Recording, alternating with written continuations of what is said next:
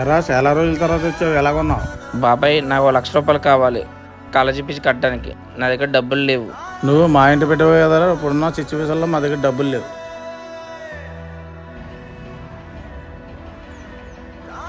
చెప్పండి అన్న. మా అన్న కొడుక్కి ₹1,00,000 డబ్బులు కావాలరా, త్వరగా ఇచ్చేస్తారు కదా, సాయం చేయరా. నేనే మీ దగ్గర వడ్డీకి తీసుకుంటా కదన్న.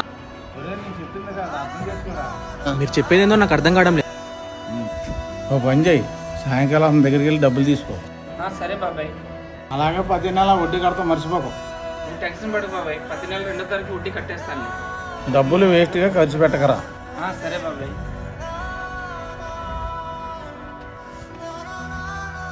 ₹1,00,000 ఇస్తాను. అది రాగానే ₹1,00,000 ఇచ్చి ప్రతి నెల ఇచ్చి నాకు డబ్బులు ఎవరైనా అడిగితే నీ అని చెప్పు. నా వాళ్ళే అంటారు కానీ డబ్బు విషయం వచ్చే లోపల అందరూ పరాయి వాళ్ళే.